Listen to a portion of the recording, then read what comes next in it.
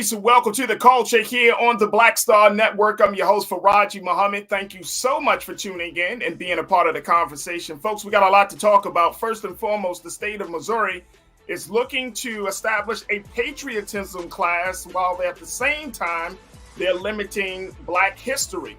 This is the next state that is following the Florida lead.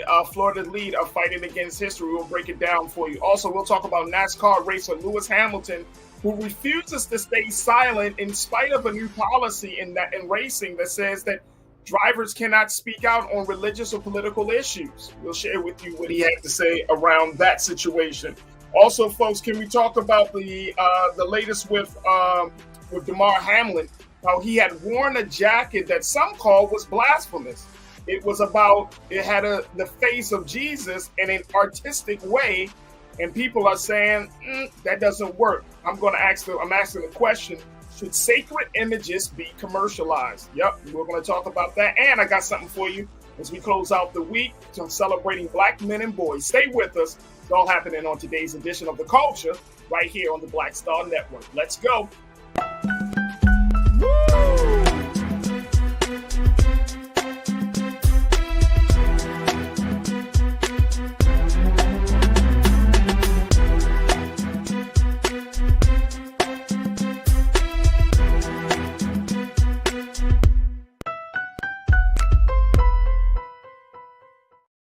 All right, folks, welcome to the culture here on the Black Star Network. I'm your host, Farajii Muhammad. Thank you so much for tuning in as we're streaming live on Black Star Network, YouTube, Facebook, and, of course, on Amazon News. So thank you for checking in. All right, folks, we got a lot to talk about, so let's jump right in. First and foremost, let's talk about what's happening in the great state of Missouri, how they are the next state that is looking to fight history. They have now become the latest body to approve limits on what they call race-related instructions, folks. Yeah, on Tuesday of this week, the state Senate passed Senate Bill 4, which called for the Missouri Department of Elementary and Secondary Education to create a patriotism class in schools. Wow. Now, before the vote, some Republicans, of course, according to the latest reports from the GRIO, they voiced various concerns about the proposal, which was sponsored by State Senator Andrew Koenig, who is a Manchester Republican, prompting speculation that it could go back to the upper chamber for additional discussion after the vote. Now, this is a big piece because of the fact that we're seeing in the state of Florida, and there are some other states have been discussing about limitations on what should be discussed when talking about Black history this month. So I wanted to have this conversation with my brother, who is a diversity, equity, and inclusion specialist, and he's an all-around good brother, and he's an activist in the space of race relations and academic affairs, my brother Shinedu Wakorfor. Shinedu, good afternoon, sir. How you feeling, bro? Good afternoon, brother. How are you? I'm good. What do you make of this, bro, in the sense of Missouri? They're looking to establish a patriotism class, which opens up the door, Shinedu, for a lot of concern, bro, about what should be taught, what will be taught, the impact it will have on the students and all of that, at the same time limiting Black history. Is there any way that folks can really, and I'm speaking of Black folks in the state, can really do something to change this? I think if there's going to be a patriot class, they should start with a field trip to the District of Columbia, where they are sanitizing McPherson Square and rounding up those who are suffering from homelessness, most of which who are actually U.S. veterans. So if they want to learn anything about patriotism, they should start there. But on another note, I would say that this is just clear, blatant white supremacy, racism. But to take a step further, this is just another way to kind of sidewind society away from not only the Black struggle, but Black success. This is something that is a hallmark of whiteness. You saw this after the 2008 election. You know, a Black man, he won the election twice. One Senator Barack Obama, who then became President Barack Obama. Then after his presidency, what do you get next? You get the statue of white supremacy that was Donald Trump, almost as if to kind of muddy up what the black man has done. This is just another pitch from the white playbook, and I'm not surprised. And I do want to just underscore that when you get rid of Black history or AP Black history, and then you subvert it for patriotism, this is also another way that white people are not accountable for what you did, because you can be a patriotic American and still be accountable for the woes of yesteryear. Oh, no doubt, bro, no doubt, and I love the way you said it. You can be patriotic and still think about and be held accountable for those woes. My concern is like we're having these conversations now, right? This is Black History Month, and you know, schools. This is February, so schools will be ending in the next probably 4 to 5 months. My concern is really looking forward to the next school year. You know, how do we make it? Because it's a hot topic right now, but curriculums have already been set. So we're really talking about for 2023, fall 2023, moving forward, what this situation looks like. Do you foresee, and you've worked in these spaces in academic affairs, you worked in the spaces of organizing students. What do you recommend moving forward over these next few months, how parents and Black parents should respond? Or should Black parents just take those students, their sons, daughters, nieces, nephews, grandsons, and granddaughters out of those schools and start looking for schools that speak to their values and to their belief system? See, and this is the difficulty here, because it's a twofold response. Because right. On one case, I do believe that Black folks should be educating their children with other Black folks who will speak upon their experiences and know of their experiences. But on the other hand, if we leave these schools without, Black folks or brown folks, then where is the socialization, right, of society and of different people? I think what this is for me is oversight. There has to be more oversight as it pertains to the Department of Education, and more importantly, oversight on these governing bodies of governors. And because I said this a couple of months ago or a couple of weeks ago when DeSantis did his attacks on the LGBTQ community, I said, and DeSantis being Florida, I said, if this works, the cavalry of the other Republican governors will do the same. And we're seeing that same strategy here. So I don't think pulling a child out of that school will be the solution, because then what you do is you create a cesspool of that hate to build in that misinformation. I think what makes education great is when there is a challenge of realities and a challenge of opinions with facts. Right, absolutely. Let me go to my crew, hear what folks got to say. Yo, folks, make sure you post your your comments in the chat as we're streaming live on YouTube, Facebook, Black Star Network, again on Amazon News. Chris Big, my guy, Chris, you checked in and said, look, just like Florida and Mississippi, there are no muscle moves Black folks can make politically in Missouri, which is why Democrats don't direct significant funds to those states. And that might need to change right there, Sinead. That would definitely need to change. But what do you make of that? If we can't flex our muscles politically, then what happens next? I don't know what happens next, but what I will say, and this is why this is very important, what we do need to get to the South is we need to get one of those infrastructure bills passed to get that broadband. This is why that broadband is important, because I've said this on the show before. The only way folks can get educated is by having the options. We need faster internet down there, and that's what all of those Congress folks and senators are trying to prevent, because they want to keep the folks docile, keep the folks meek. There needs to be faster access to education, so at least people have a fighting chance to use the internet, to see other options, to be able to research the things that they're looking for. I don't think stopping funding, I think we have to be very, very careful in the stopping of funding, because I feel like if they stop funding, what these governors will then do is redirect funding or subvert funding one way or another from another probably very important institution that is needed in those states. I just think in this day and age, when you look at, after Brown versus Board of Education, it just shows me that states have a little bit too much power, in my opinion, where that something like this could even happen.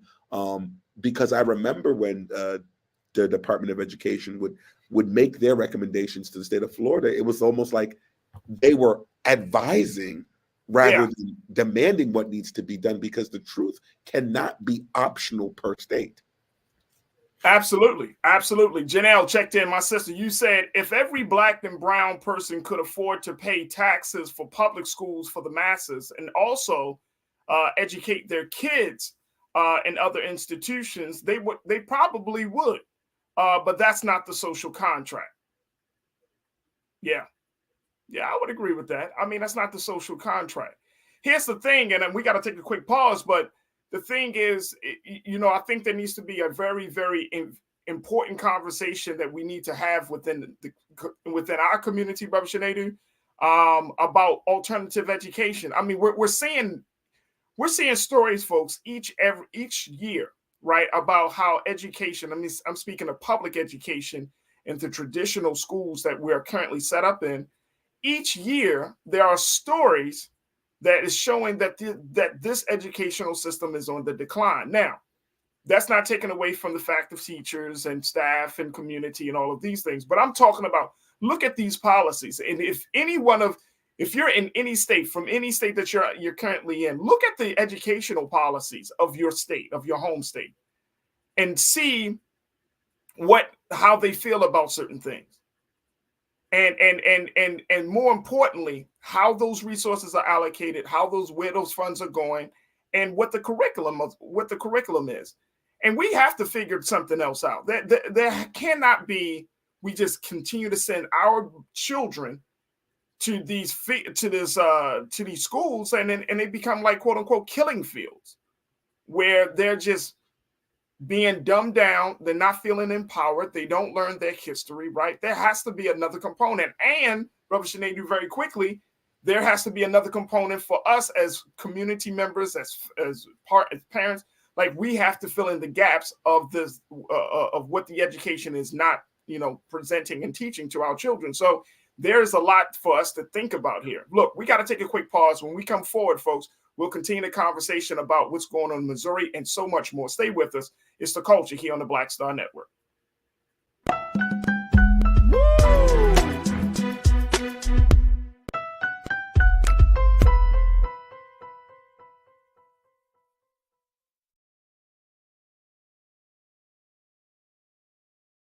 Black Star Network is here. Oh, no punch! I'm real revolutionary right now. Thank you for being the voice of Black America. All momentum we have now, we have to keep this going. The video looks phenomenal. See, this difference between Black Star Network and Black-owned media and something like CNN. You can't be Black-owned media and be scared. It's time to be smart. Bring your eyeballs home. You dig? When you talk about blackness and what happens in Black culture, we're about covering these things that matter to us, speaking to our issues and concerns. This is a genuine people-powered movement. There's a lot of stuff that we're not getting. You get it, and you spread the word. We wish to plead our own cause.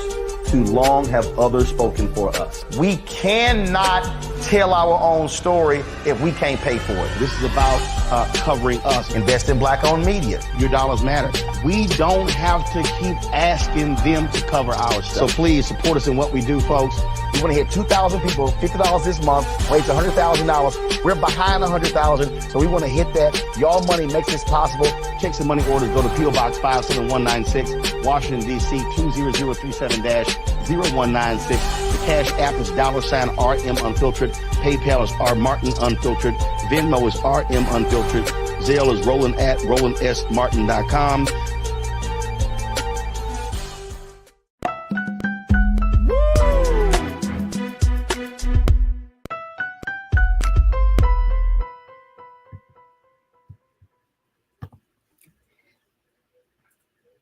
All All right, folks, welcome back to the show. We've been talking about the state of Missouri, the next state in this effort to fight history, where now the state Senate has decided to vote on a bill to create what they call a patriotism class, as well as limit what information, certain information from their teaching of Black history. Now, we've been talking to my brother Sinedu Wakwofo, one of our culture crew members, about this effort and the implications that it has on Black children and the community at large.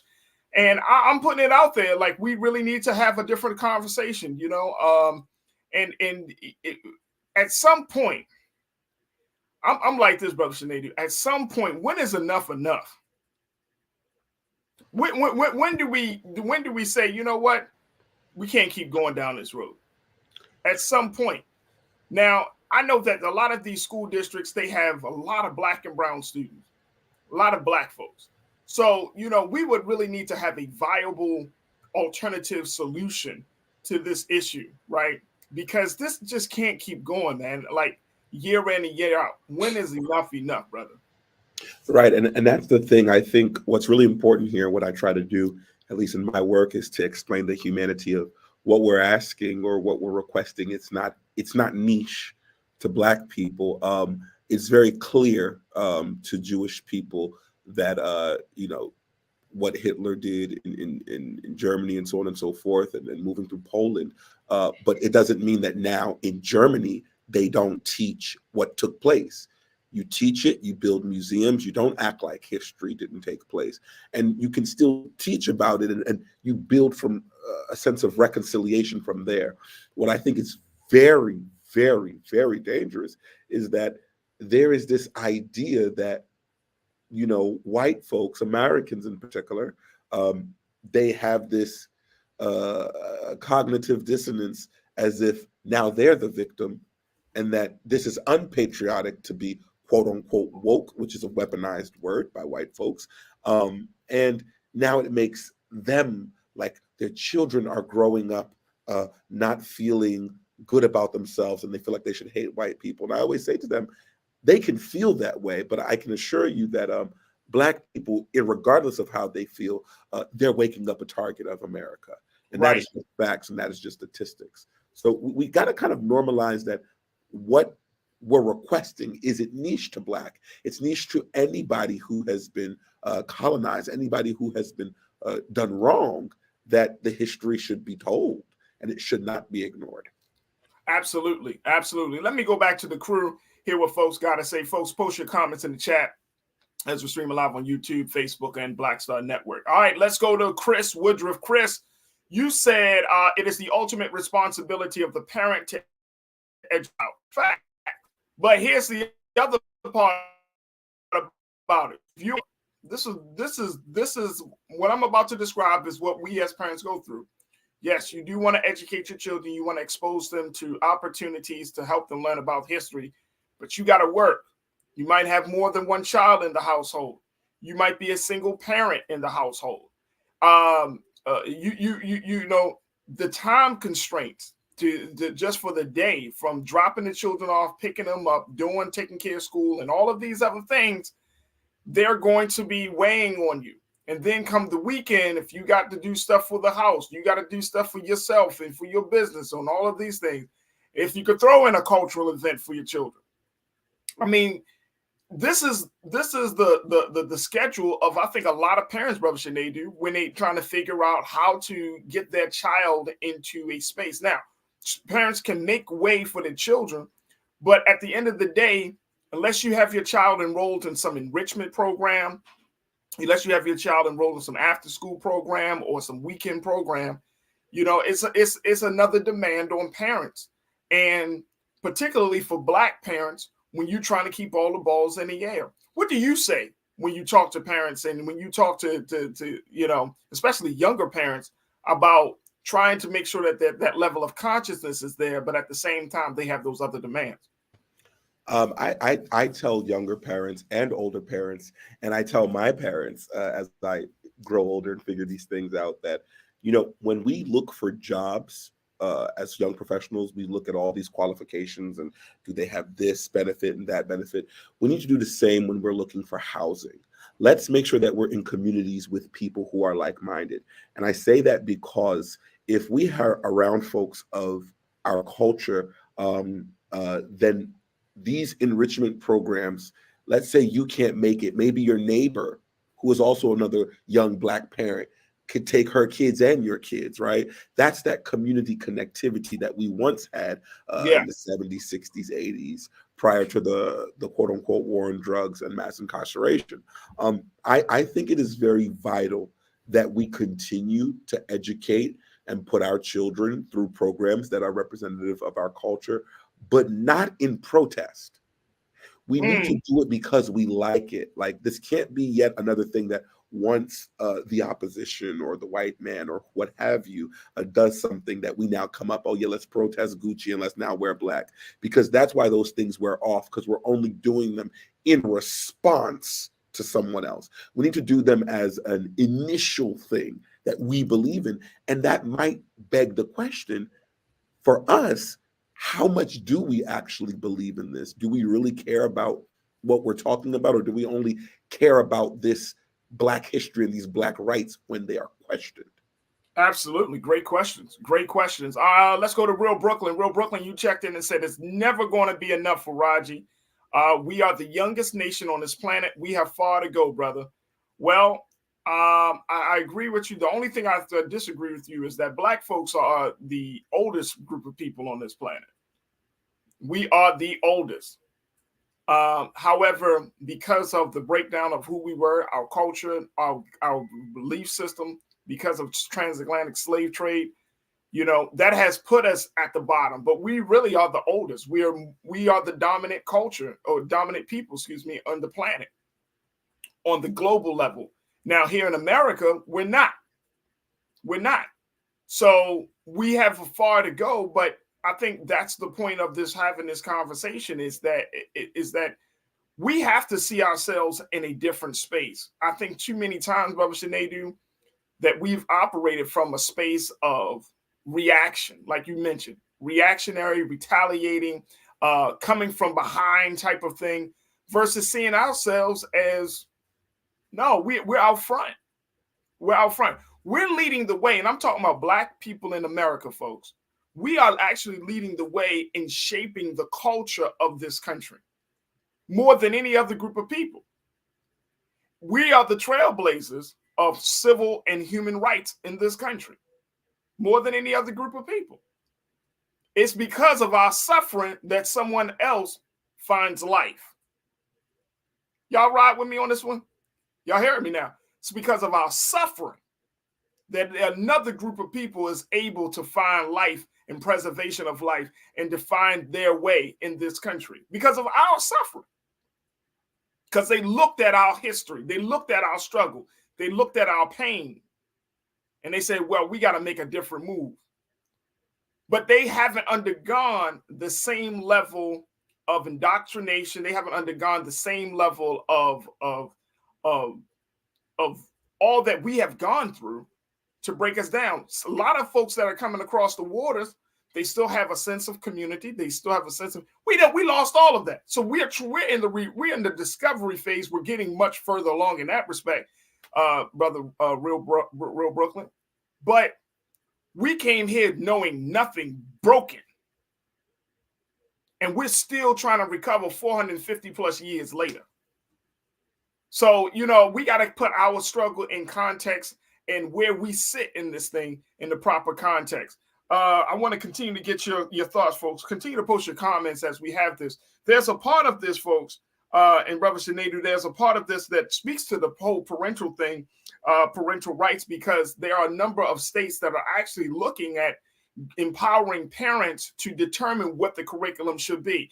And I wanted to kind of get your take on this, because in this particular bill, it says that it contains, let me make sure I'm saying it right, that when it talks to parents will be able to create a portal where they can look at the syllabus and start to determine which classes or which part of the curriculum they want their child to be exposed to. And I'm wondering, and I get it, education in this country is not perfect, right?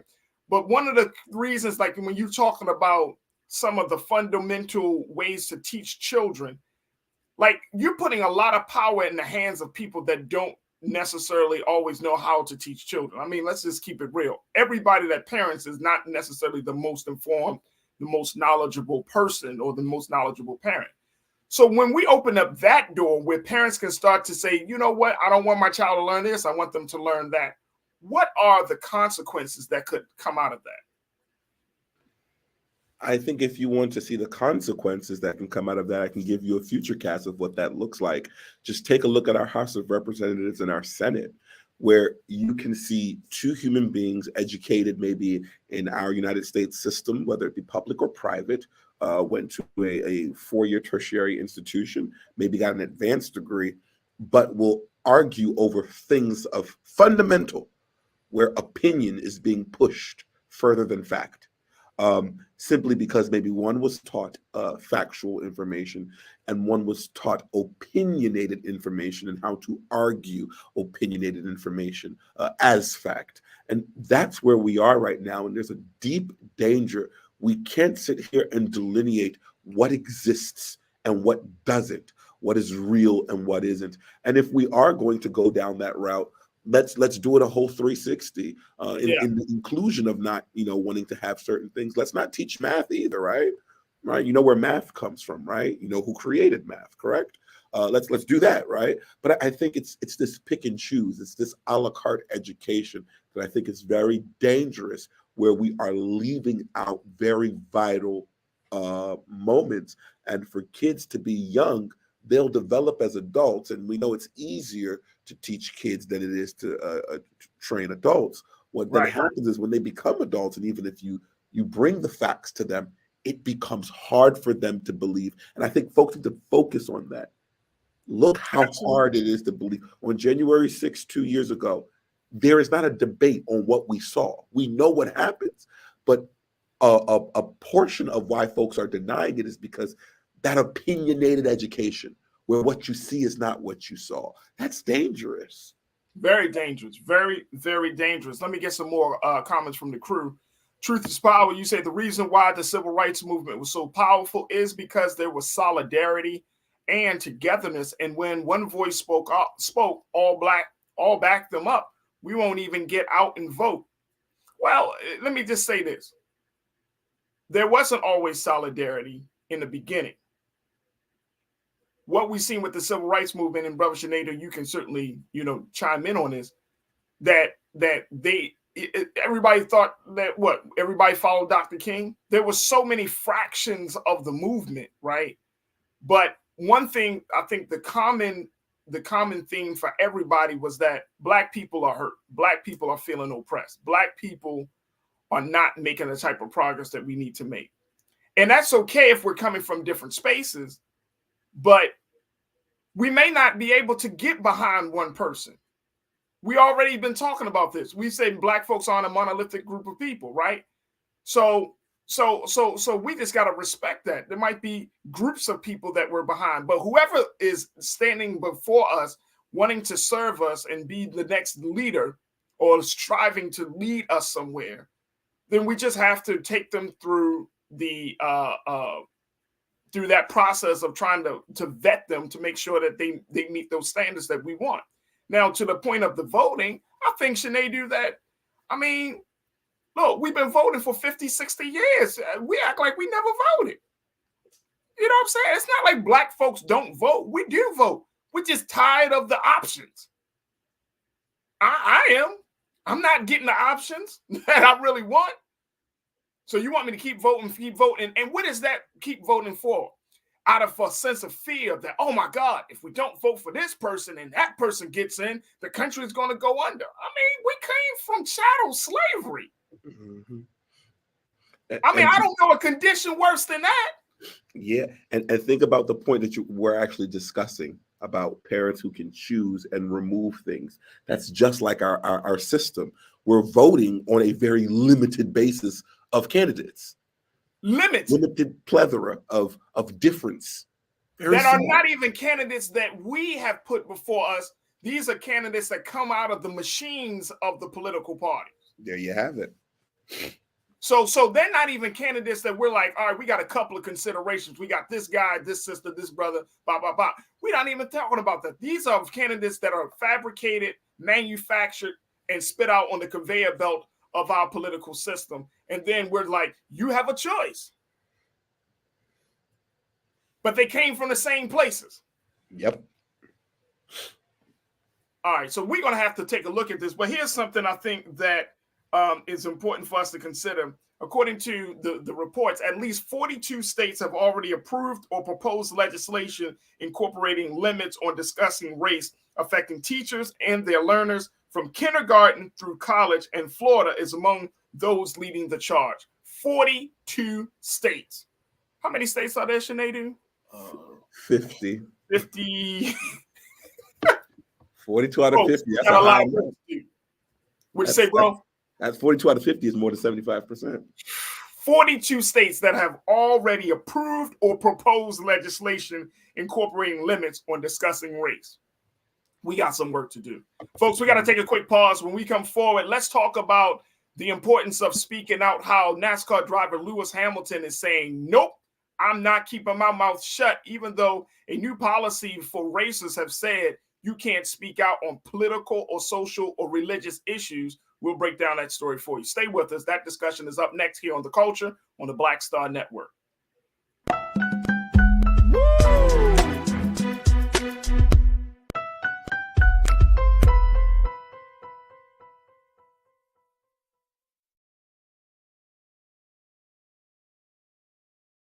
Hatred on the streets, a horrific scene, a white nationalist rally that descended into deadly violence.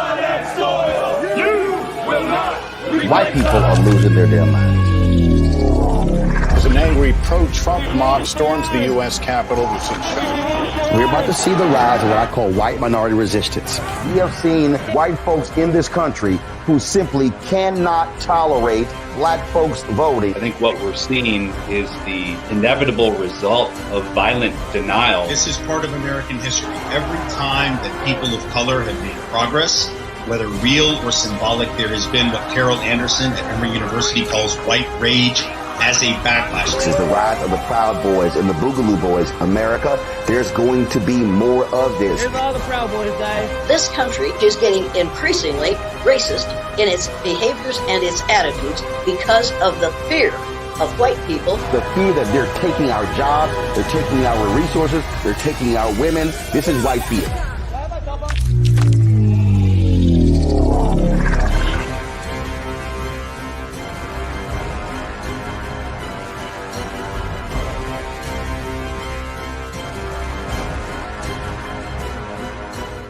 Black Star Network is here. Oh, no punch! I'm real revolutionary right now. Thank you for being the voice of Black America. All momentum we have now, we have to keep this going. The video looks phenomenal. See, there's a difference between Black Star Network and black-owned media and something like CNN. You can't be black-owned media and be scared. It's time to be smart. Bring your eyeballs home. You dig?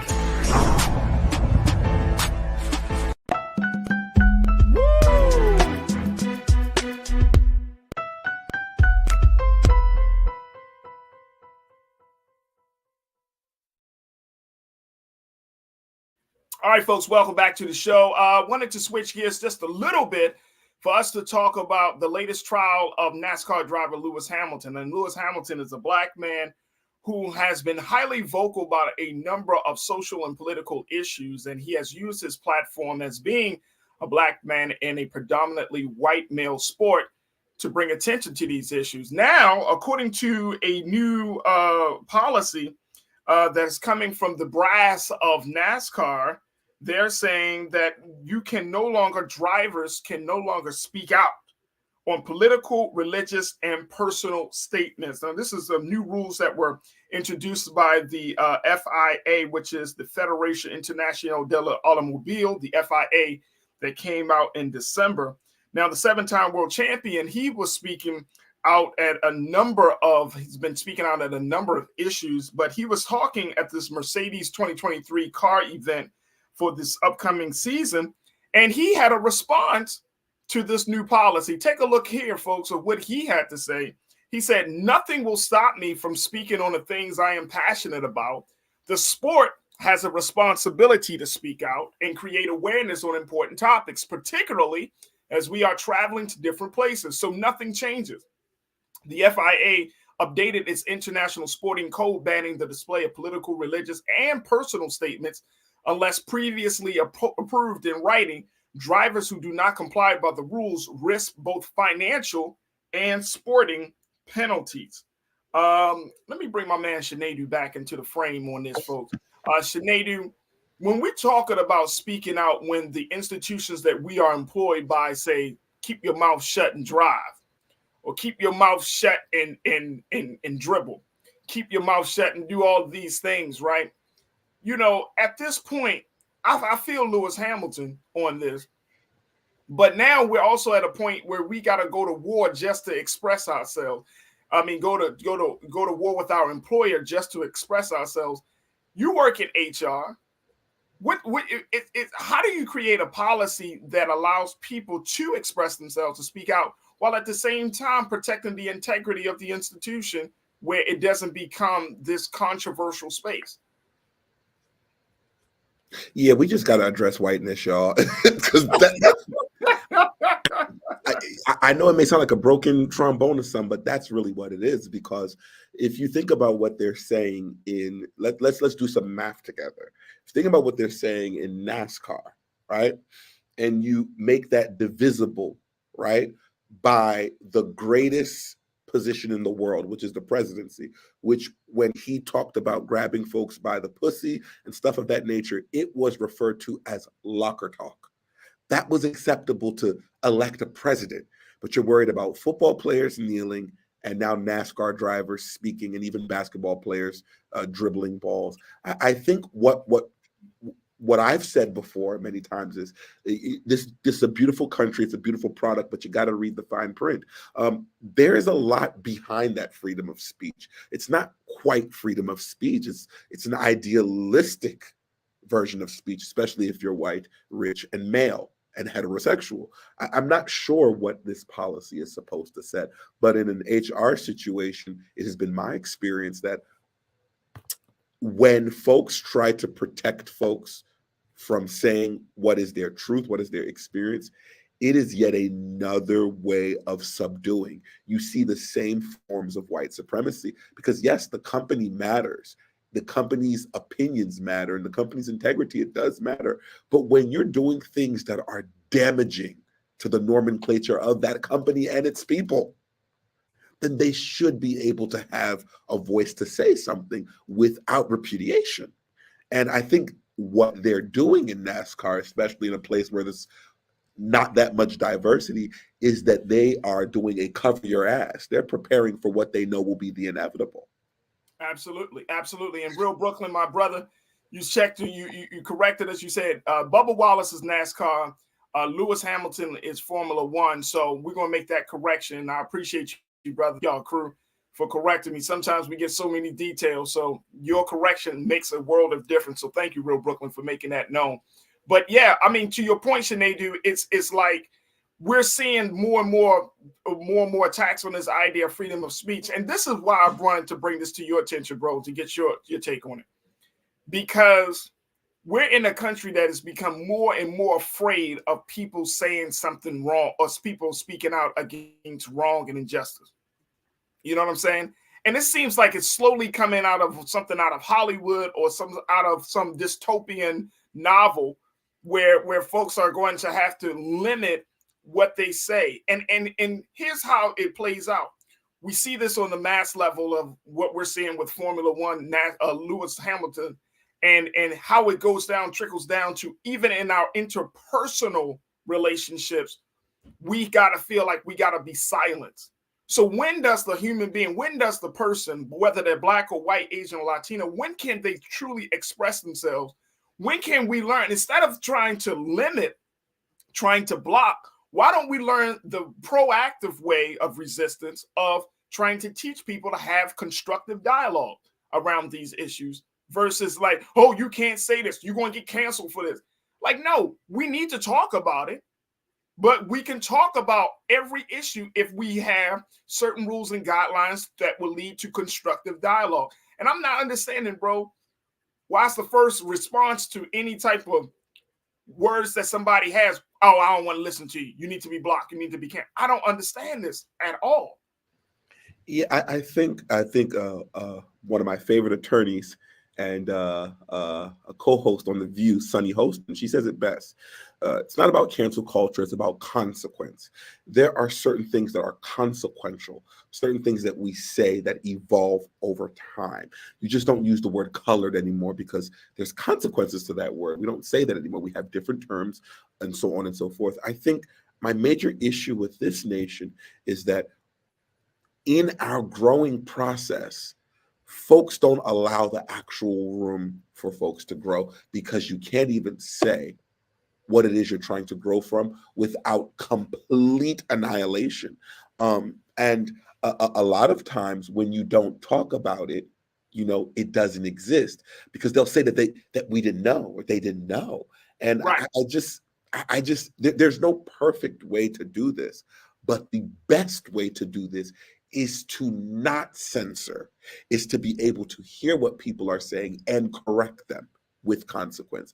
But to just now try to shut down and shut off people's speech, and I say people's because it's not everybody, it's specific individuals, that we're putting this towards, it just makes this country not as free. Again, it's identifying as a democratic, but it's actually showing signs of some type of dictator or autocracy. Let me ask you this question, and my brother, Real Brooklyn, you bring up this good question, and I think it's a very viable one. You said the problem, Real Brooklyn, this is what you said. The problem is not everyone has constructive dialogue. I prefer for sports figures to not have personal views. When did we start holding sports figures at a higher standard than politicians? My only pushback on that is I think that everybody needs to be held to the same standard, for one. And I think that, look, all this stuff is going on around us. The days of trying to turn a blind eye to all of this injustice, social change, racial justice issues, I think those days are long gone, Real Brooklyn. I think that, and especially if you are a Black sports athlete, you are a Black performer, you got to say something. You have to say something. How are we going to, how can I'm going to use Michael Jordan as an example. He was one of the guys, of course, he's on the top of the echelon in terms of the basketball world and the sports world, but he didn't say anything about the killings during the time when he was playing ball, whether it was in Chicago or in any other country. He didn't talk about the political unrest. He didn't talk about, economic disparity. He didn't talk about those things, right? And look at what happened. I think that there should be some, and this is just me, Real Brooklyn, so y'all can disagree with me or not. If you are Black and you want us to spend money to see you play sports, to see you perform, hey, I need you to say something. Use your platform too. Don't ask me to spend money and then you're going to put out messages, or you're just going to continue to dumb down the people for a couple of hours and then be like, yeah, but support my lifestyle, my lavish lifestyle. And you're not really adding to what was going on in the country. You're not really adding to the conversation. I think those days are over, bro. What you think, Sinead? I remember the wise words of Malcolm X. Come on, bro. He talked very clearly about we have to be careful of uplifting these public figures. And he was way ahead of his time, because we see this with influencers now. When something happens, is everybody, and this is why fact becomes optional. When something happens, we're asking non-subject matter expert questions. And it's dangerous because, I don't go to my electrician for medical information. That's fine. I think everybody should speak up just as an opinionated thing, right? But I think when we don't hold people accountable, because yes, Michael Jordan couldn't do a lot because he makes money and all this good stuff and that, but we spent so much time talking about Kyrie Irving and the impact that he made for not taking the vaccination or for doing that video and this and that. But yet and still, when you look at the people that, I hate to say it, that matter, the ones who can make laws, people like Marjorie Taylor Greene, who said things that are, in my opinion, or in the opinion of the definition, are national security concerns, and can still sit in the same seat and make laws and grill people in the Senate. It makes you wonder. So although there is a power dynamic there, I definitely agree. I think we as human beings need to be careful that, as influential as these people are, the ones we need to worry about are the ones who signed up on the job to make major differences. Here's my only pushback on that. Okay. When we think about those who did stand with us, I think this is not necessarily uplifting the voices of those public figures as if they are the wise among us. But I do think that it is a great sign of solidarity. I remember when you think about during the civil rights movement, when Marvin Gaye or Jim Brown or James Brown, or when you had Muhammad Ali, especially when you had these public figures, right, who were speaking out on what was going on at that time, there was a sense of unity that regardless of how big my star may shine, at the end of the day, I'm still one of the links in the chain of my people.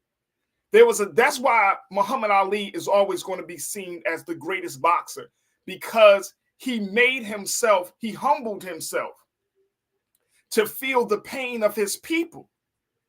That's why the God bless him to be revered the way he is. The same thing, we can go down a line of great athletes and performers and things that who are revered among us because they understood the struggle. Because it's just simple. It doesn't matter who you are, but no one person can rise above. And this is something that the Honorable Elijah Muhammad talked about. No one person can rise above the condition of his or her people. So no matter how great you might have a Jay-Z or an Oprah or whoever the case may be, there is a sense that at the end of the day, if you're talking about that level of solidarity, if you really want to get Black folks feeling like we are all in this together, then you're going to need to have a Bubba Wallace, a Lewis Hamilton. You're going to need to have these voices. You'll be like, damn, man, I mean, we are in this together. It's just a sense of solidarity. It's not like, oh, your voice is much more powerful than my voice.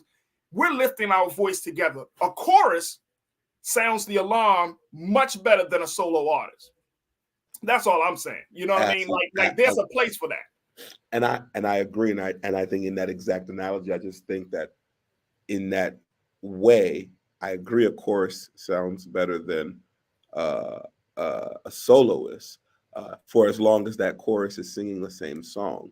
Right. Because what becomes dangerous is, and I say this all the time, if you're not down to go down like Colin went down, right, it becomes very dangerous where you talking the hot stuff and then tomorrow it's, oh yeah, my bad, I'm sorry. Right.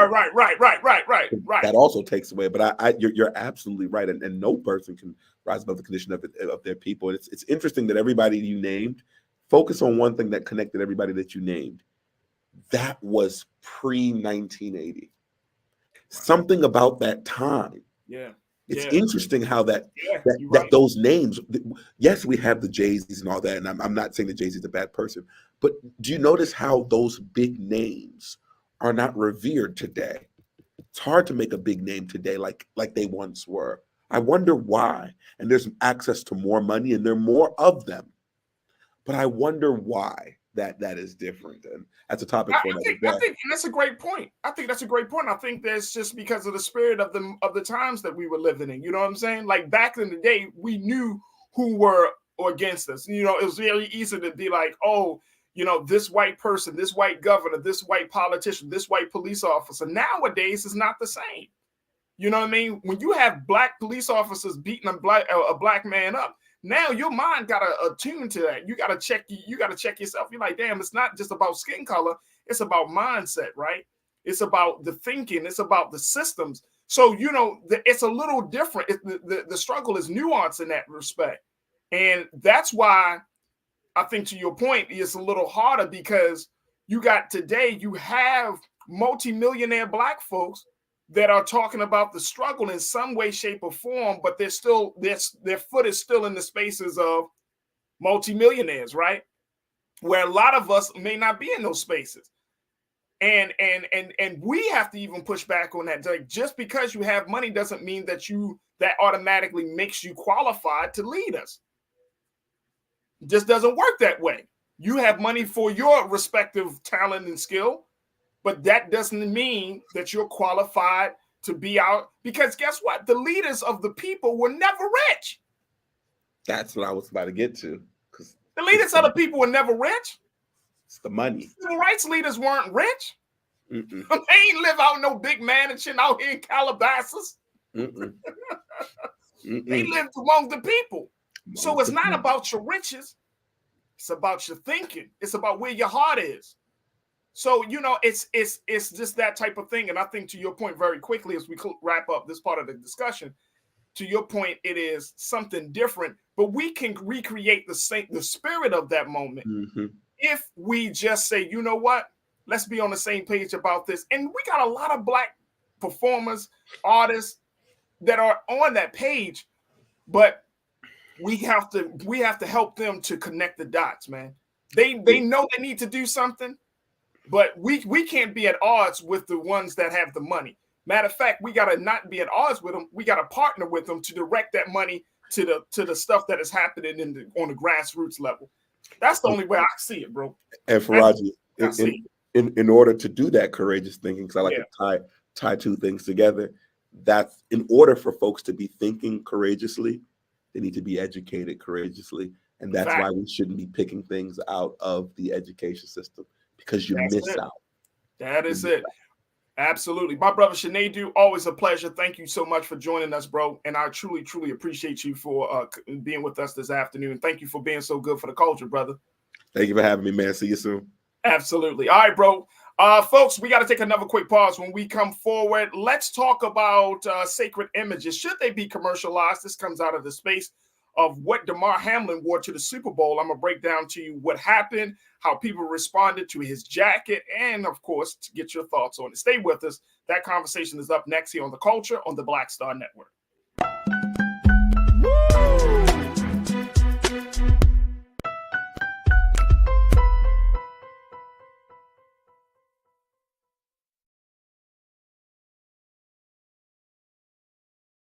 Pull up a chair, take your seat.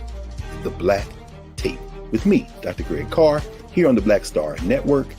Every week, we'll take a deeper dive into the world we're living in. Join the conversation only on the Black Star Network. Black Star Network is here. Oh, no punch! I'm real revolutionary right now.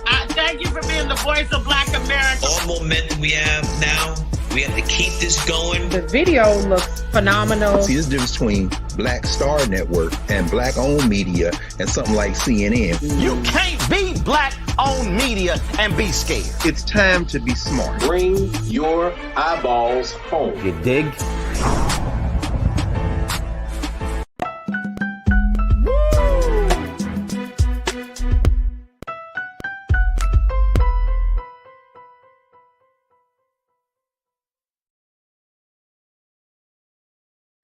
All right, folks, welcome back to the show. Welcome, welcome, welcome. Thank you so much for tuning into the culture here on the Black Star Network as we get embark on our second hour.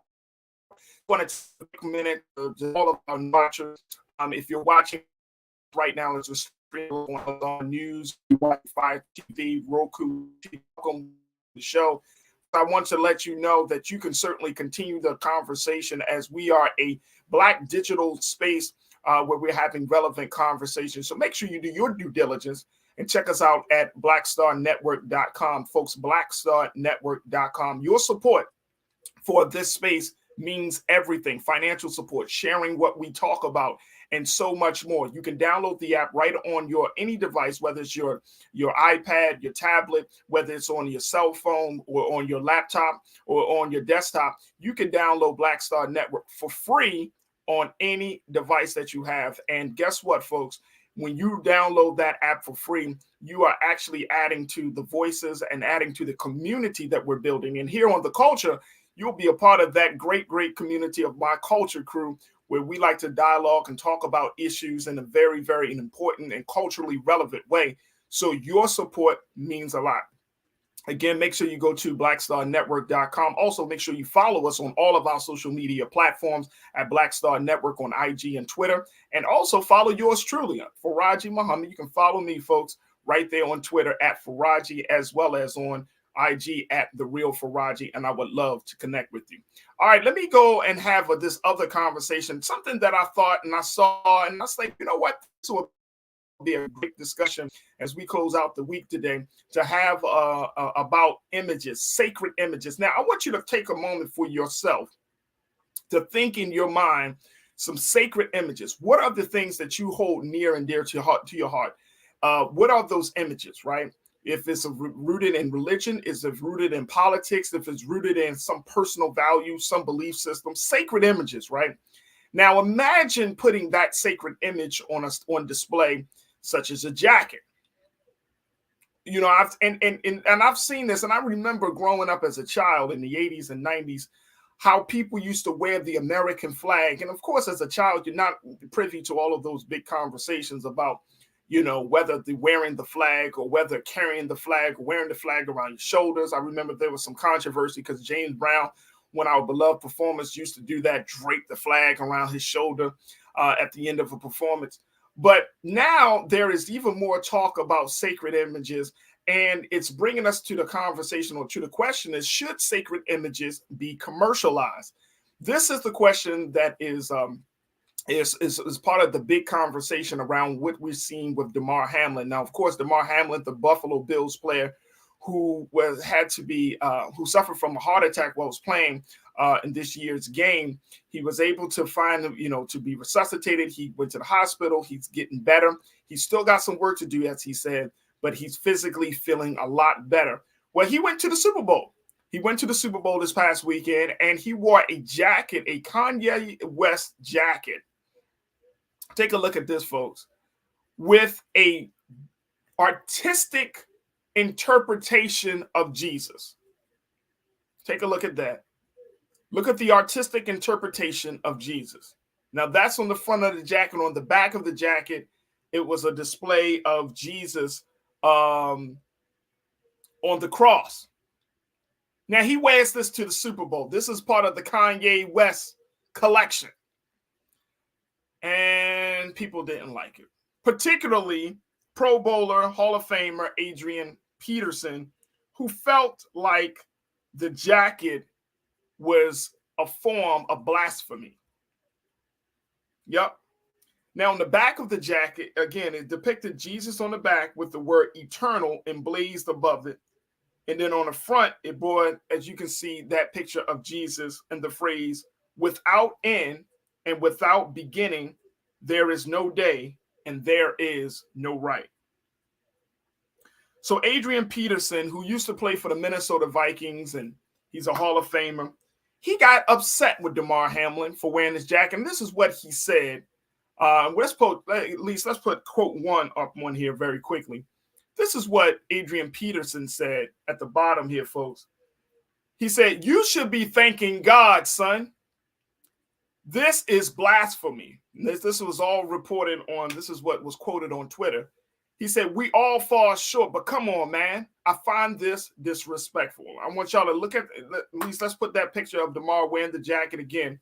And I want you to ask yourself, do you find this to be disrespectful? Take a look at this. Very, very artistic view of Jesus. All right. Now, here's let's post quote 2, please, Lise. Now, look at this. Now, after having a conversation with Damar, then Adrian Peterson toned down his words. He said, "I feel like there are a lot of people, young and old, looking up to you, and with power and influence comes great responsibility." He said, "I apologize for offending you. I just felt offended in that moment as a man who loves and respects our Lord and Savior, Yeshua. After speaking with Damar, I have an understanding that it didn't come from a place of ill intent." Now, DeMar has come on record to talk about this. He recently just released a statement on his Twitter account talking about this. And he addressed this criticism saying this. Take a look at this. Let's post quote 3 for this, Lise. Thank you. He said that after talking with his parents, he said, I understand how my coat could have offended some people. He said, it was never my intention to hurt or disrespect anyone. The coat is abstract art to me. It says eternal, which I am eternally thankful to my Savior. He said, my beliefs and relationship with God is not tied to symbolic images. I will learn from this and continue to walk in love as I always have. Matthew 7, 1-5. So it opens up the conversation about sacred images. What is considered blasphemy? Is this going too far in commercializing this? And I want to get your thoughts on this. Post your comments in the chat. We're streaming live on YouTube and Black Star Network and on Facebook. Do you find wearing something like this, a jacket with Jesus's an artistic interpretation of Jesus, to be blasphemous, offensive? And what should sacred images be commercialized? We are living in America. It seems like, folks, that there are no boundaries to what we will be willing to kind of make money off of, profit from. There are no boundaries to how far we will go to commercialize something. And I wonder, as we look at our culture, is this a good place? Should we have some boundaries? All right, let me get a couple of what you're saying. A couple of the crew members are checking in, and I would love to hear from you. My sister, Lori Parks. Lori, you checked in and said, first of all, that was his choice to wear that. He has that right, but nobody knows the truth, and the true image don't know the true face of Jesus in the Bible. It gives a description of him, just saying. Right, well, certainly it was his choice. The Bible does describe him as being a certain, his certain type of hair, certain type of skin tone, all of that. So we don't know the exact look of Jesus at that time, but it doesn't sound like, for me, Lori, that you are offended by him wearing the jacket that says eternal with an artistic version of what we would think Jesus would look like. So I appreciate you for saying that. Real Brooklyn, my guy, you checked in and said, putting beat marks on a little baby is disrespectful. What you have to say about that, Mr. Peterson? Talking about Adrian Peterson and his situation where years ago he was embroiled in a scandal of being abusive to his child. So I hear you, Real Brooklyn. I hear you. I guess that's why he said too, bro, that we all fall short with the glory. Amen. Amen. Danita. Let me go to Shalinda, then Danita. Shalinda, you checked in. You said it is not disrespectful because what another person does has nothing to do with my beliefs. Hey, Shalinda. Hey, Shalinda. Let's talk about this. And I got a few moments before we take our next pause. But let's talk about this. Why do we get offended? Why do we get so offended when people do what they do, right? Knowing that they have a total different view, perspective, experience with life. And knowing that they come from a whole different place in their beliefs and value system, we get really offended that they don't think like us, believe like us, see the world like we do. We get really offended when they do something that we may deem as controversial. We get really offended when they don't like us. Why is that? It's something about the human behavior. We love to flock to people that act like us, think like us, believe like us, right? We all like, oh my gosh, I feel at home. And it's understandable because, familiarity is a beautiful and comforting feeling. But you know that sometimes differences make things better. Like you can't always be around people who think like you, who do the same thing as you. I mean, that's a very boring existence. I'm sorry, folks. I'm sorry. I like when my friends express different views of things. I like having vivid conversations about, where I can hear from different points of view. That's why when y'all talk to me on this platform and y'all say, Farajii, this is how I think, it's like, good. I don't want you to think like how I think. There can be no real conversation, no real movement of understanding if we're all thinking the same way. That's the thing. So, I mean, I get it that some people might find it blasphemous, right? I really do get it. Because I also am of the belief, folks, that maybe we should have some boundaries on what should be commercialized. If Jesus is supposed to be a reflection of the divine, right? Some believe that he's God in person. Some believe he's God's son. Regardless, he's part of this divine head. Then how do we make sure that we don't disrespect the divine head, not just the image, but really more importantly, the life? You see what I'm saying? Like the life of this man or the works of this man, that we don't diminish it to just being a jacket, or we don't diminish his life and works to a tweet. Like there has to be, again, I don't know how this can be done, but can we have a different view? Can money not always be the motive for us to try to incorporate? Like let's use God and then let's like market God. I mean, it sounds crazy, but that's what's happening. That's what's happening. It's like we're taking the things that are supposed to be sacred and then we distort it to the point where they become commercials. Like our values are up for sale. Our belief systems are up for sale. And that's, it's like, okay. Is anything sacred anymore in the culture? All right, look, I got to take a quick pause. When we come forward, I want to continue this conversation because, Patricia, you got something to say. What else we got? Family, you got something to say. And so many more of you have something to say. Let's continue the conversation. But I want you to really think on this. Should sacred images be commercialized? We're talking about Damar Hamlin. We're talking about his Jesus jacket. And, of course, we're talking all about this with you. Stay with us. The culture will return right here on the Black Star Network.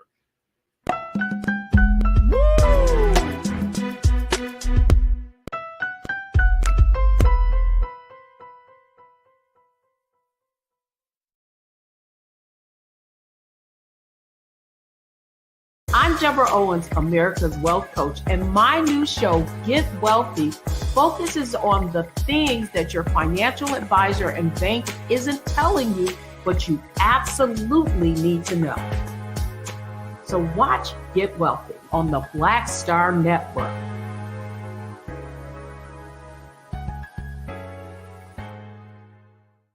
Black Star Network is here. Oh, no punch! I'm real revolutionary right now. Thank you for being the voice of Black America. All momentum we have now, we have to keep this going. The video looks phenomenal. See, there's a difference between Black Star Network and black-owned media and something like CNN. You can't be black-owned media and be scared. It's time to be smart. Bring your eyeballs home. You dig?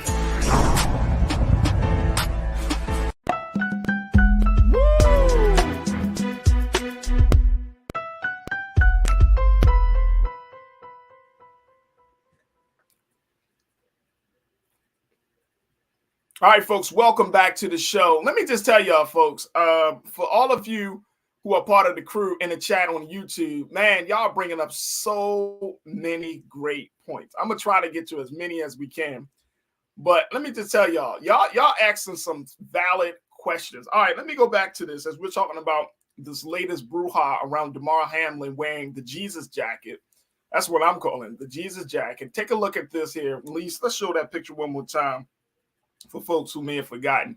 This is the jacket that he wore to the Super Bowl this past weekend that got people feeling upset and offended that he would even rock a jacket with Jesus being depicted as that. That's a very abstract, artistic view of Jesus. And some people got offended the fact that he wore the jacket where it says eternal. But it doesn't even look like that Jesus is even black. So some people have also got offended by that as well, because it doesn't match the description laid out in the Bible. But I'm asking this question: should sacred images be commercialized? There seems to be, in this day and time, in our current culture, folks, there doesn't seem to be any boundaries on what can be made a profit on. Pardon the pun. We seem to always want to cash in on stuff like, and I'm wondering, have we gotten to the point in the culture where our values, our belief system, for the right price is all for sale? It's all for sale, that somebody can buy how you see the world. Somebody can buy your morals and your values. Somebody can commercialize how you see the Godhead. All right, let's go to the crew, because so many of you are checking in, and I appreciate it. Danita, you checked in. You said, well, what's the difference between white Jesus on the church wall, when that's not his description in the Bible, and abstract art? What's the difference between a white Jesus and abstract art?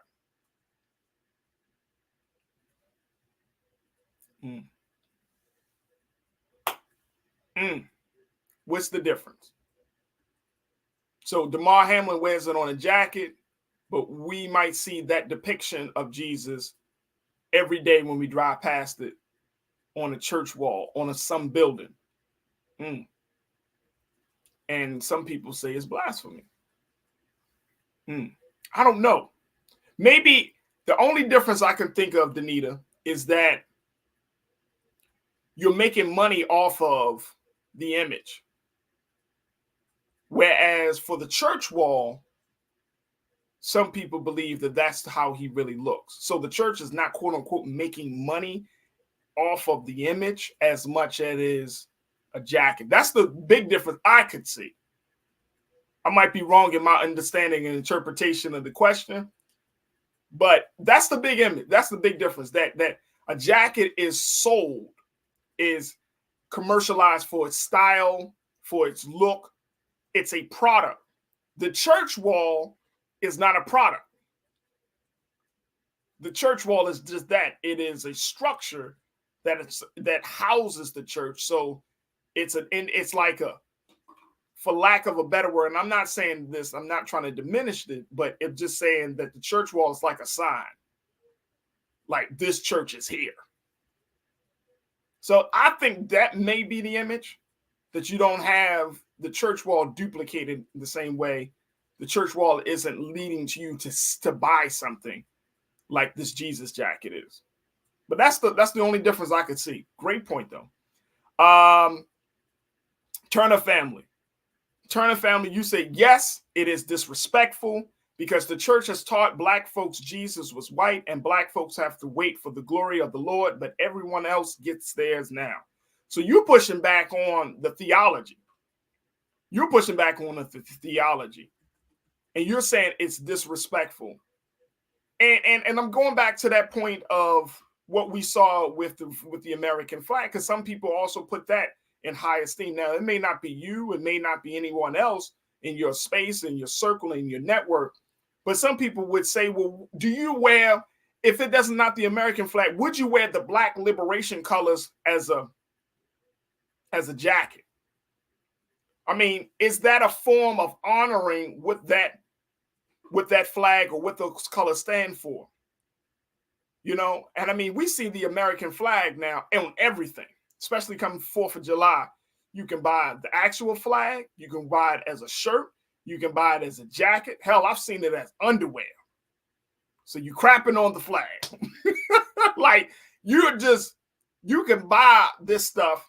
And I'm wondering, does this diminish? Does it take away from it? Like, I don't want to see my flag, which is supposed to be a symbol of sovereignty, a symbol of independence. I don't want you to wear it. You can hang it, but it's not about wearing it.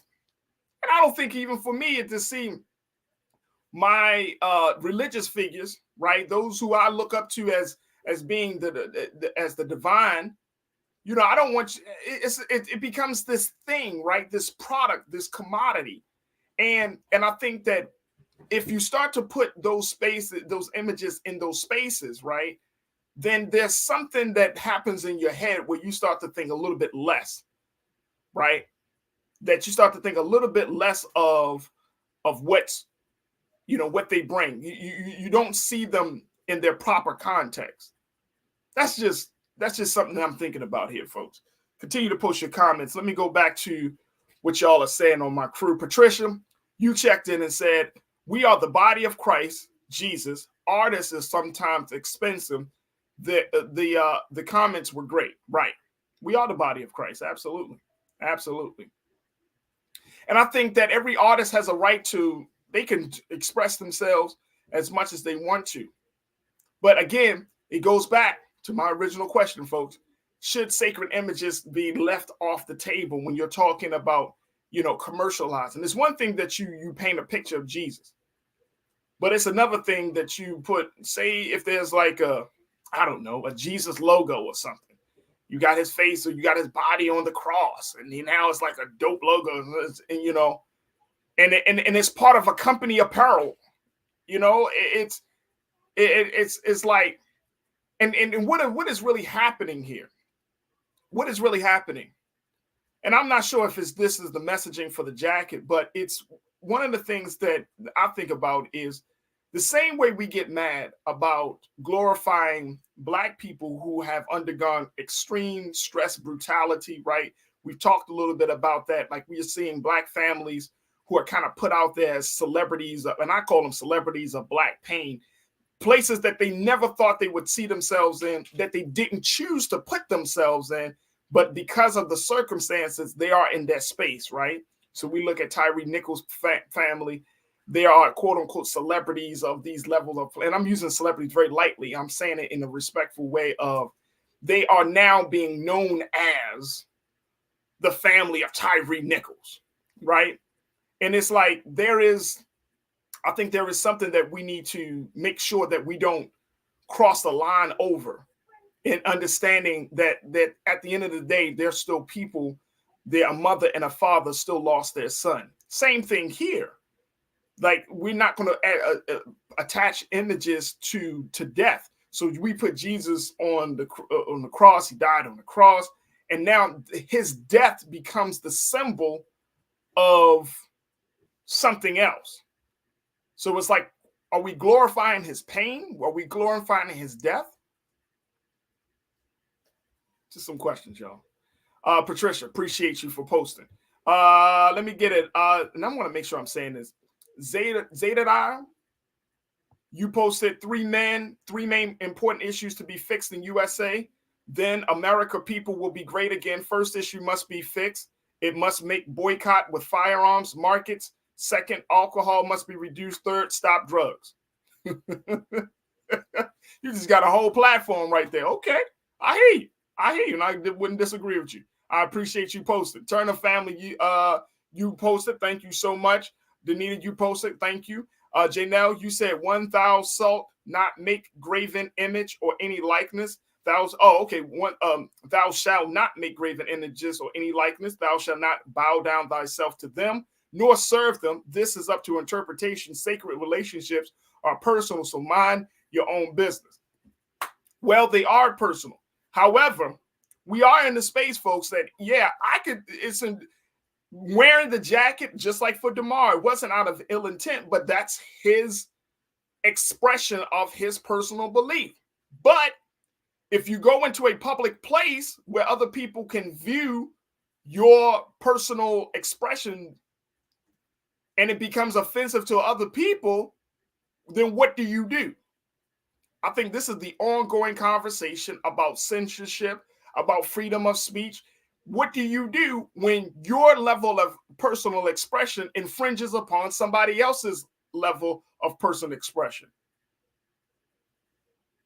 Can this be like a freedom of speech issue? Personal expression? Because you're saying something without using your words. You're saying something. If we wore a shirt that said Black Lives Matter to a public place, to the supermarket, to a baseball game, whatever the case may be, you are telling people this is how you feel. This is your stance. So in a sense, it's like you are directly saying this is where I am. But see, this is the thing. Like, if some white person were to wear a shirt that says, I mean, we seen it, like make America great again, or if some black person wore a shirt that says make America great again, would you feel offended? See, we're also in the culture now, and I think, Janelle, you can agree with me. We're in a culture where we put like everything out there. Like, remember back in the day, y'all, with the culture where it's like how you believe you kept to yourself? Like, oh, no, I would never say that on public, but how I believe is I keep that to myself. How I feel about issues, how I feel about people, I keep it to myself. Nowadays, the culture is let it all out. Tell people how you really feel. Tell them why you're mad, son. And they have to deal with it. But you can't just go in a space and just impose.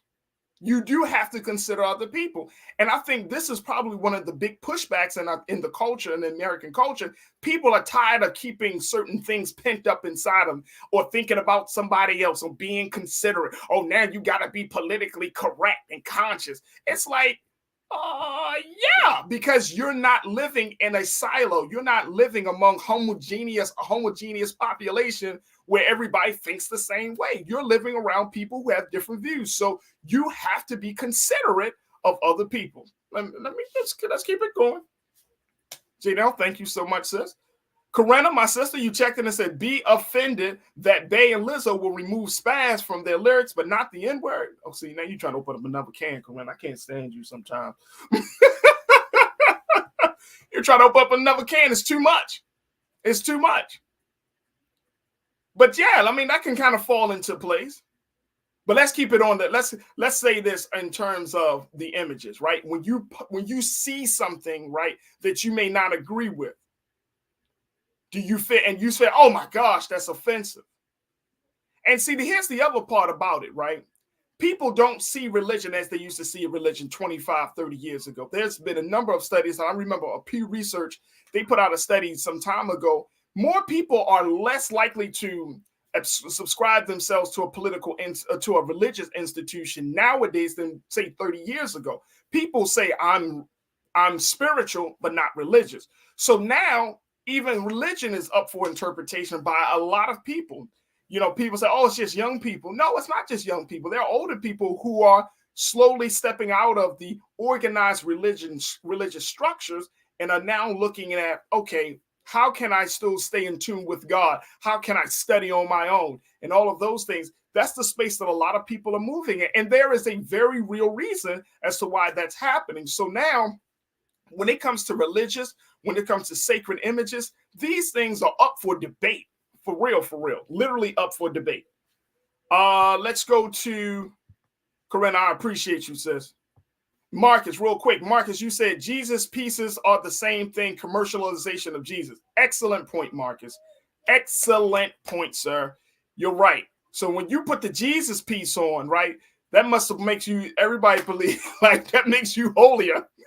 Like, I am holy. I got a nice diamond embezzled Jesus piece around my neck of a man on his cross. That means that I am one of the chosen. That doesn't mean that. That doesn't mean that at all. You know what I'm saying? That doesn't mean that at all. Would the next question, what would Jesus do? You would want to wear a diamond encrusted embezzlement signature of his death? I'm gonna let that one go. Look, I gotta take another pause. When we come forward, let's get some final thoughts on this. Stay with me. It's the culture here on the Black Star Network.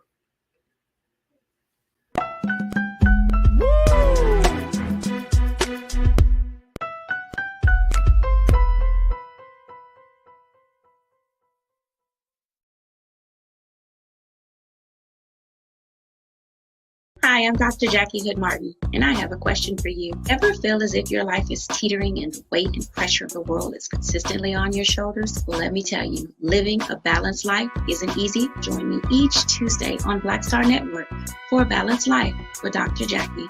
We'll laugh together, cry together, pull ourselves together, and cheer each other on. So join me for new shows each Tuesday on Black Star Network, A Balanced Life with Dr. Jackie.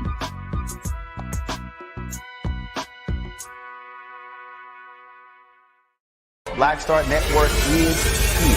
Oh, no punch! I'm real revolutionary right now. Thank you for being the voice of Black America. All momentum we have now, we have to keep this going. The video looks phenomenal. See, there's a difference between Black Star Network and black-owned media and something like CNN. You can't be black-owned media and be scared. It's time to be smart. Bring your eyeballs home. You dig?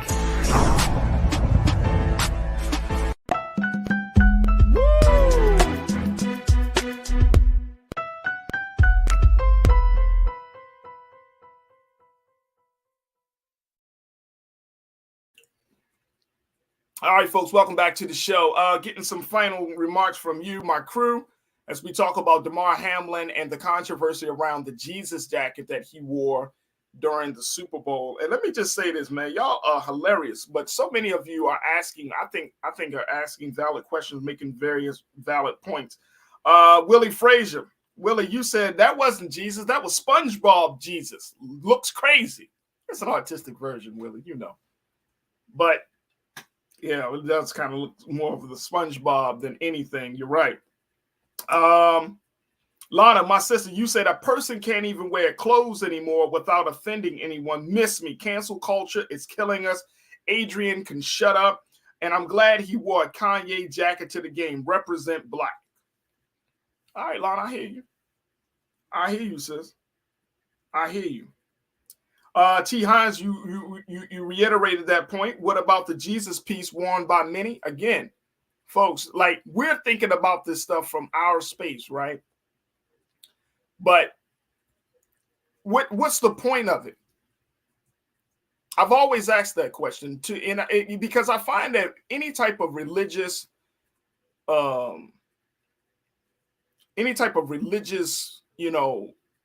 piece that we add to our wardrobe, what do you want people to say? What are you trying to say? Now, we're also in a time in our culture where what you wear says a lot about who you are and how you think and how you see yourself in relationship to the world. So when you wear certain things, what are you saying? Are you saying that you want us to see you in that divine light? And that's fine, because we should all see human beings from a divine standpoint, through a divine lens, through divine coloring. But what are you saying when you wear that Jesus piece? What are you saying when you wear a jacket with an artistic image of what Jesus may look like, right? What are you saying? How do you want people to respond to you, right? Because our culture will make you feel like you have to show up being a certain type of person instead of being that person. I'm going to say that one more time, y'all. We praise showing up being a certain type of person versus actually being that person. Just keep that in mind. Jay, now you posted this comment. I appreciate you. You said, what makes an item sacred?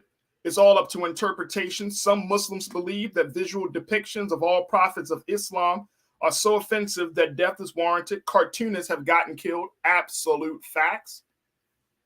You cannot make graven images of prophet, peace be upon him, and others. You're absolutely correct. Because we get caught up in the visual. That's one of the things that we've seen. It's in this culture, and in America, we love the visual. We love to praise what's on the outside of us. But again, what really saying is that, you can wear Jesus, you can wear Muhammad, you can wear Moses, you can wear Abraham, you can wear all that up and down from head to toe, folks. But if you're not a decent or good human being on the inside, mentally, morally, spiritually, your heart, your mindset, your behavior, your works, what are you saying? What are you doing? Now, I'm not, we don't know that. I'm not, and this is no shade to Damar Hamlin, but but it speaks to this place that we find ourselves in, where we like to put out this view of ourselves, right, in a public space, but in private, it's not consistent. You know what I'm saying? It's like social media in some ways. Social media, it gives us a space to, oh, you're this type of person. I'm that type of person. I don't do this. I don't like that. I'm this. I'm that. And it gets down to what some people would call identity politics. Some people would call it, just putting out this false image of yourself, right, to try to make yourself seem bigger than who you are. And I think that that's dangerous. I think that we don't need more of that. We need more authenticity. And just as much as we talk about that, it's like you can still be authentic and without telling people your religious beliefs, or you can still be authentic without telling people your stand on social issues, right? Can't you? You don't have to be black powered down to be like, to let people know that you love black people. Am I saying something crazy, y'all? Let's see who else we got here. And I appreciate you all for checking in, because this is interesting. This is interesting. My really hope and prayer is that that we can extend the conversation about this very issue. Danita, you bring up a good point. Let's post Danita's comment. Would people have been offended if Versace made the jacket, or was it more offensive because it's a Kanye piece? Now, here's the question about that, and I think this is an excellent point. If a major fashion house were to put out a jacket, right? Say Versace, Louis Vuitton just hired Pharrell to be the second black person in the fashion world leadership. Pharrell took over the spot that our brother, and I'm gonna make sure he took over this. He took over this spot that our brother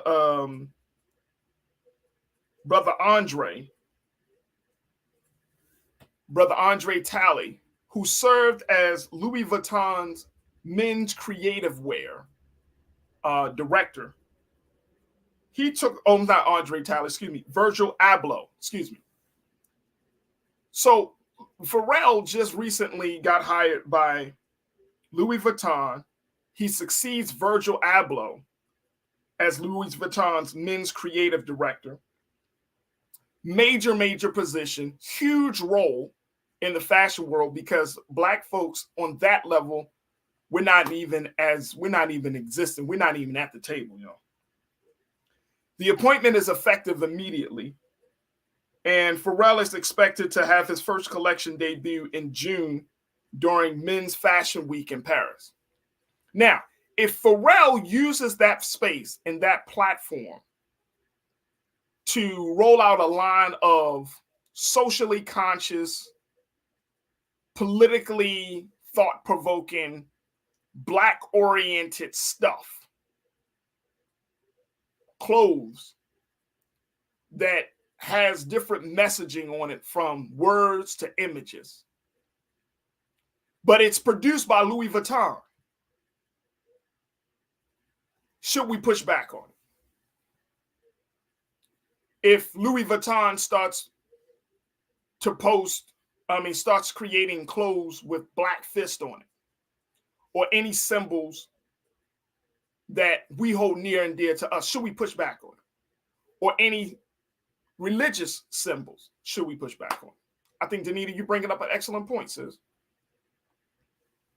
So if we start going down that space, like, and here's why I'm saying this, folks, like, good for the culture. Is this really good for the culture? That we put the struggle of those we love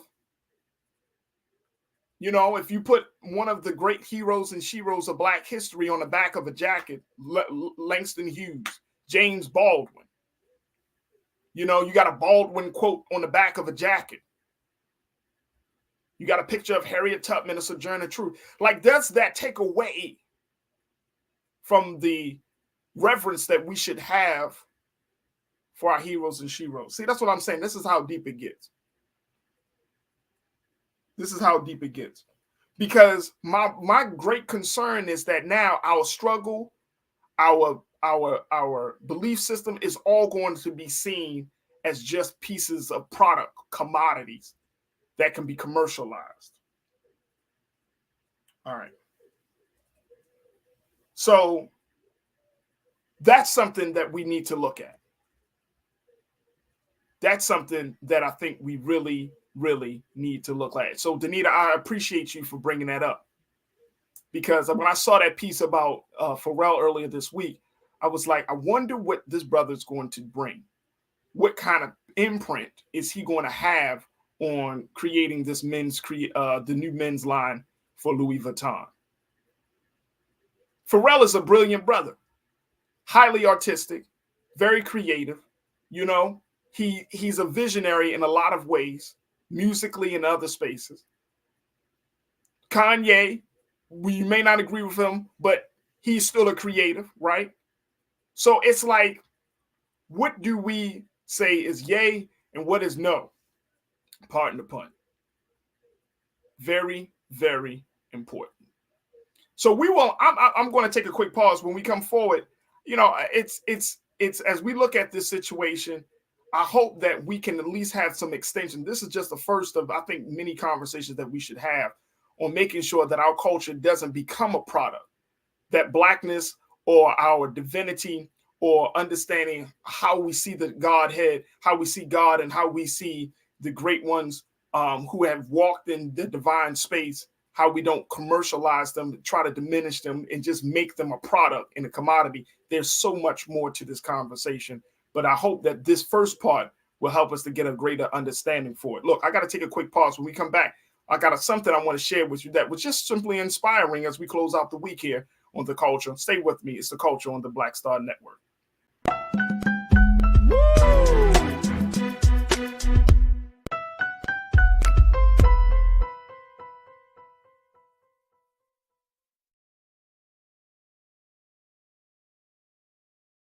When you talk about blackness and what happens in Black culture, we're about covering these things that matter to us, speaking to our issues and concerns. This is a genuine people-powered movement. There's a lot of stuff that we're not getting. You get it, and you spread the word. We wish to plead our own cause. Too long have others spoken for us. We cannot tell our own story if we can't pay for it. This is about covering us. Invest in Black-owned media. Your dollars matter. We don't have to keep asking them to cover our stuff. So please support us in what we do, folks. We want to hit 2,000 people, $50 this month, raise $100,000. We're behind 100,000, so we want to hit checks and money orders. Go to P.O. Box 57196, Washington, D.C. 20037-0196. The Cash App is $RM Unfiltered. PayPal is R Martin Unfiltered. Venmo is RM Unfiltered. Zelle is Roland at RolandSMartin.com. Black Star Network is here. Oh, no punch! I'm real revolutionary right now. Thank you for being the voice of Black America. All momentum we have now, we have to keep this going. The video looks phenomenal. See, there's a difference between Black Star Network and Black-owned media and something like CNN. You can't be Black-owned media and be scared. It's time to be smart. Bring your eyeballs home. You dig? Hatred on the streets, a horrific scene, a white nationalist rally that descended into deadly violence. White people are losing their damn minds. As an angry pro-Trump mob storms the U.S. Capitol, we've seen We're about to see the rise of what I call white minority resistance. We have seen white folks in this country who simply cannot tolerate black folks voting. I think what we're seeing is the inevitable result of violent denial. This is part of American history. Every time that people of color have made progress, whether real or symbolic, there has been what Carol Anderson at Emory University calls white rage as a backlash. This is the rise of the Proud Boys and the Boogaloo Boys. America, there's going to be more of this. Here's all the Proud Boys, guys. This country is getting increasingly racist in its behaviors and its attitudes because of the fear of white people. The fear that they're taking our jobs, they're taking our resources, they're taking our women. This is white fear.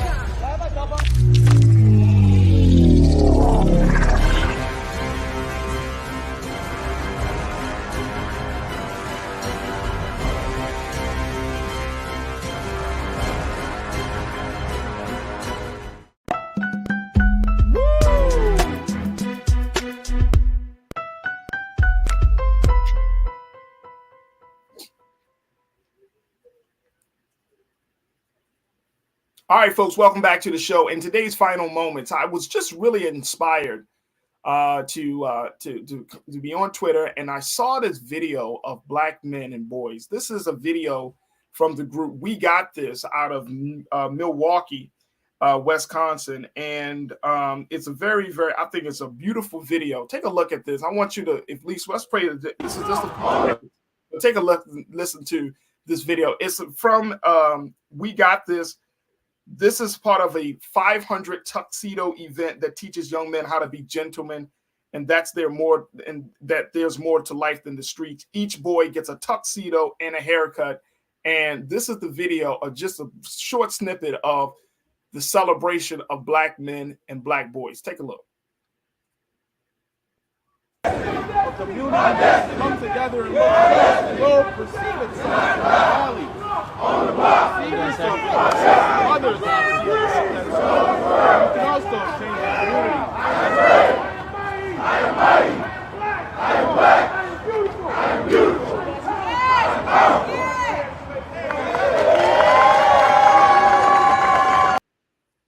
Big shout out to We Got This. There are so many organizations across this country